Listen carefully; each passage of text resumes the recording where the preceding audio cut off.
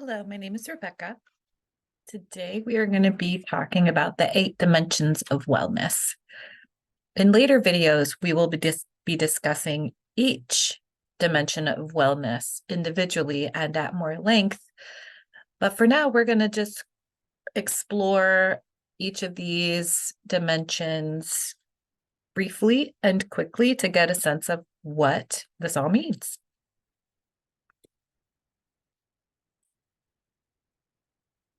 What is wellness? Wellness is a holistic integration of physical, mental, and spiritual well-being, fueling the body, engaging the mind, and nurturing the spirit. We want to consider all of the parts of ourselves. What are the dimensions of wellness? This is a way to describe all of those parts of ourselves. These 8 dimensions of wellness consider all of the factors that contribute to a person's overall wellness. Balance. It's important that we balance our time and our energy. During times of distress, survival is often the focus, and we have to sacrifice self-care and meaningful interactions. By intentionally developing awareness of our limits and strengths, we can regain our equilibrium after a disruption and recover from them quicker. Balancing all of the dimensions of wellness might not always be possible. Utilizing your awareness of your limits, we can begin to build supports that help sustain us when things are out of balance. Community. Embracing support from others can help reduce the workload and can assist in balancing our own many duties, responsibilities, and even downtime. Allowing support from others who may have been in similar situations can be validating and reassuring. Having routines can support balance as well. Using your schedule or to-do list can assist in keeping all of your tasks and duties in one place and can also assist in determining what to prioritize and what to leave for later. Routines can help in creating balance too in many other areas of our life. Making desired behaviors habits can support balance and assist in quicker recovery times when something out of the ordinary knocks us out of balance. Now we're going to move into our first dimension. Our first dimension is described as emotional wellness. What does that mean? It encompasses feelings and emotions. It also considers self-care and how stress impacts our lives. There are actions that we can take to promote health in each of these dimensions. So for emotional, we're going to reflect each day, or we can reflect each day on our feelings. What can they teach us? And how can we express them? For self-care, discover what we like and do that often. It'll help keep our spirits up and give us something to look forward to. Find an outlet for physical activity. Move your body. Identify resources that can help you with sleep and restful sleep or meal planning, reducing the workload. And then develop a positive statement to repeat to yourself, a positive affirmation or a mantra that can help you change your thinking and your perspective and help you elevate your mood. And then stress. Take a step back when you're in a stressful situation. Where's your breath? What are your skills? It's also helpful to learn coping skills or practice coping skills when you're not distressed. That way you have an idea of how it's going to work and your body has a memory of how to utilize that specific tool. Next is the social dimension. This includes community, engaging with new people, and having social time with family and friends. You can look online for groups that share similar interests and values. You can connect with friends over the phone or the internet. Um, Meeting new people can be stimulating and exciting. Ask your spiritual community or any other community about volunteer opportunities to engage with new people and populations. And then social time. Keep track of when you need to catch up with someone. When was the last time you talked to your best friend? Was that an accident, or were you even talking about social things? Were you trying to plan family events or some kind of social engagement and it was all work? Maybe schedule some coffee or a walk with your BFF. The next wellness dimension that we're going to explore is spiritual. This will include beliefs, being involved, and the time that we spend. Reading about other types of beliefs can help you become more understanding and accepting, and it also helps open our mind. Learning about different organizations or groups in your community can help you decide which ones are the best fit for you. And as often as possible, find a peaceful location to reflect and meditate. We live in the Pacific Northwest with lots of really beautiful resources, natural resources. Go outside, put your feet in the grass. The next dimension that we're going to look at is occupational. We spend a lot of time at work, and if there is distress at work, we're going to bring that home, even if we're really good at managing our distress. This reflects a person's values and oftentimes occupational purpose and meaning. So this dimension includes work relationships, balance, and also accomplishment. So when something is not working at work, let people know. Let them know what's not working and what will be helpful. Keep a calendar. Be sure to look it over and schedule time for activities that you enjoy. So work-life balance, it's not all work. Sometimes during the work week, I will schedule a lunch date with a colleague or community partner. And that's often something that I get to look forward to. And that actually includes several domains or dimensions. And then accomplishments. Take the time to think of what you enjoy most and research careers and employment in that area. Find something that you love to do and do it. Intellectual wellness. This is our next dimension that we're going to explore. This will include personal interests, education, brain exercise, stimulating conversations, resources. We can find community or group organizations where we can teach a class. Can you share your knowledge with folks in your community?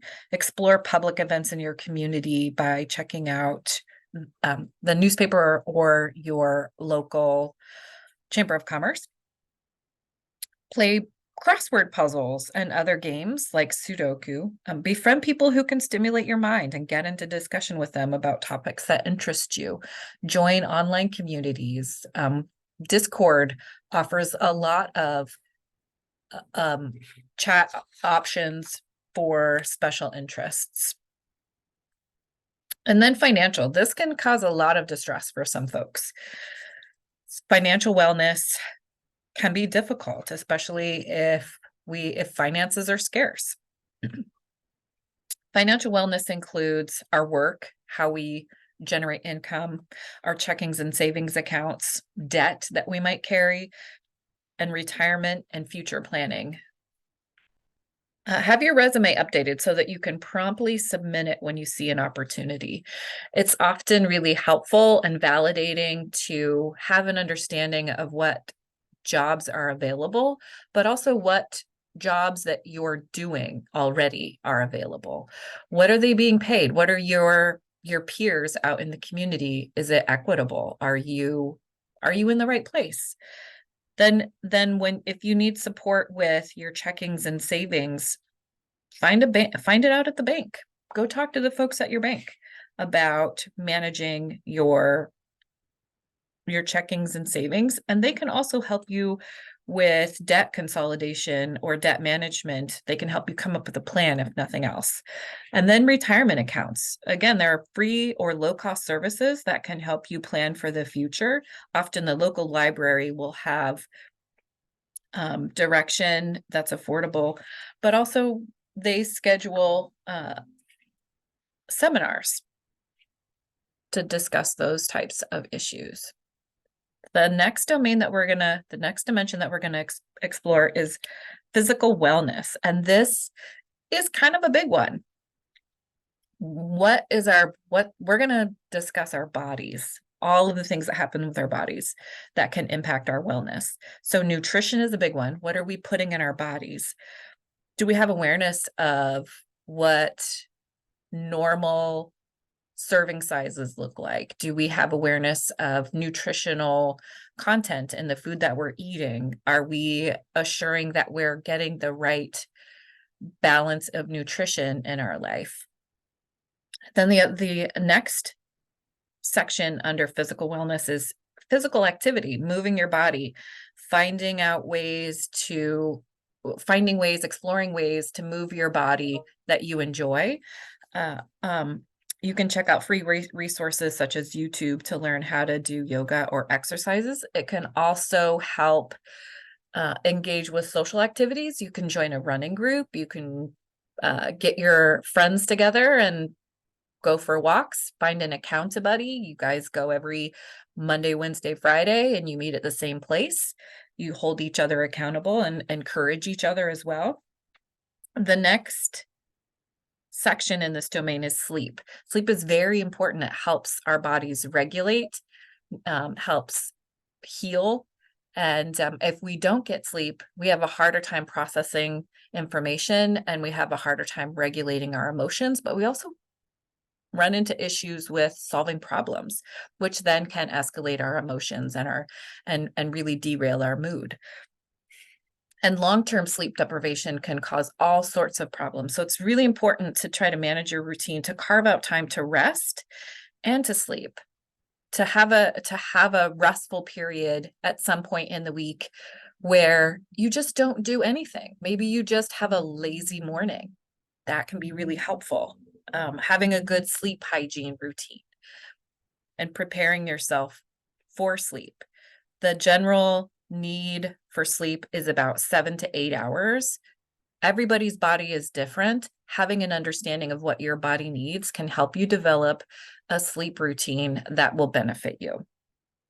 The next section that I want to touch on briefly is substance use and how alcohol or tobacco or other substances can really impact your wellness. If you discover that you are utilizing substances to manage difficult feelings, emotions, and behaviors, maybe you need some support with that. Find a support group, call a friend that you know who might be in recovery or who has struggled with the same thing.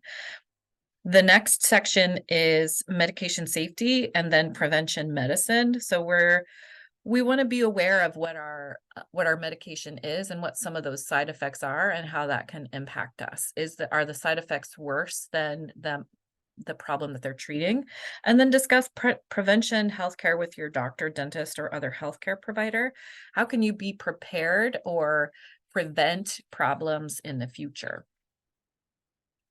And then environmental. This can encompass everything from your living room to your workspace and all of the places in between. This includes access to clean food and air and water. This also includes action on our part. How are we monitoring our carbon footprint in the community? Sometimes also a change of scenery can have a positive impact on our mood. During work hours, take a break, take a walk, walk around the block, go smell the roses, pet somebody's puppy, and that will change your mood. And when you come back to work, you're re-engaged. And then home and work environment, make a schedule to clean your home. Sometimes it can get really cluttered and then we start to judge ourselves about having a messy home. And then that generates shame and this spiral of doom and gloom. So making a schedule to clean your home can help alleviate that. So maybe on Fridays, you sweep the floors. Maybe on Saturdays, you clean the bathrooms. Maybe on Wednesdays, you dust, break it down. And have a plan. Okay, we have reached the end of our 8 dimensions of wellness. For more information, you can click the link in the description to the SAMHSA website, samhsa.gov. Each dimension of wellness can affect overall quality of life. Through its wellness initiative, SAMHSA encourages individuals, organizations, and communities to work towards longer, healthier, and happier lives, particularly among people living with behavioral health conditions. The 8 dimensions of wellness take into account not only an individual's physical health, but all the factors that contribute to a person's overall wellness. Thank you for joining us, and be looking for more in-depth conversations about each one of these dimensions. Thank you.